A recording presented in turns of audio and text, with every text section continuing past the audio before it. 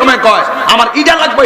bike লাগবে private car লাগবে এ সব লস যৌতুক লোয়ার পরে 3 দিন পর ওই ললো না একবারে ডিভোর্স দেয়া জায়গা কি লেগে জায়গা ওই যে শুরু হইছে হারাম দিয়া হারামের মধ্যে আরাম নাই কথা কোন ঠিক কিনা এই পোলাপান যৌতুক নিয়ে বিয়ে করা চলবে ভিক্ষা করিস না পোলাপান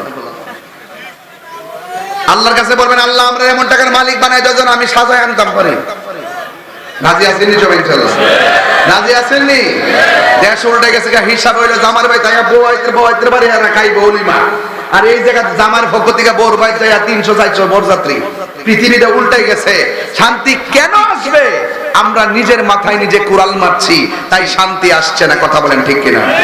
দেখছেন না ইরান আক্রমণ করছে অন্যান্য ক্ষমতাসীন রাষ্ট্রগুলা চুপচাপ মুনাফিক নাম্বার 2 এই মুহূর্তে যদি এক ইরান কাফাই গেছে যদি এই মুহূর্তে যদি সবটি ক্ষমতার মুসলমান রাষ্ট্র যদি একসঙ্গে যদি পরে জিরাই বইব ইসরায়েলের উপরে যদি একসাথে চালাইতো ইসরায়েল মাটির সঙ্গে মিশে যেত কথা বলেন ঠিক কিনা একমাত্র আমাদের সমাজ অধপতনে যায় কাজের কারণে সমাজ আমার সমাজ আপনার সমাজ সব সমাজ অধপতনে যাওয়ার মূল কারণ সমাজের মধ্যে কিছু মুনাফিক আছে তাদের কারণে রাসূল বলেন আমি দেখতেছি কবরের ভিতরে আযাব হচ্ছে কি হচ্ছে আযাব হচ্ছে নবী দেখার ক্ষমতা আছে না নাই এই বিশ্বাস কার কার নাই হাত তোলেন সবার আছে এলাকার মানুষ অনেক নবীর পাগল বুঝাইছি ঠিক না একটা জবান বন্ধ রাখবেন না মহব কি কষ্ট হচ্ছে আপনাদের একটা জবান বন্ধ রাখবেন না মহব্বতে মায়ার সুরে বলুন সুবহানাল্লাহ আমার নবী আপনার নবী রহমাতুল লিল আলামিন তিনি দেখতেছেন কবরে আযাব হচ্ছে ওই মুহূর্তে সাহাবায়ে কেরামকে আমার নবী বলেন সাহাবীরা রে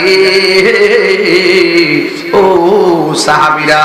খেজুরের ডাল নিয়ে আসো খেজুরের ডাল নিয়ে আসলেন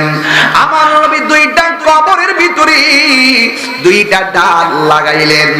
লাগানোর পরে আমার নবীকে প্রশ্ন করা হয় ইয়া রাসূল আল্লাহু আকবার শুরু হবে ইয়া রাসূলুল্লাহ নবী গো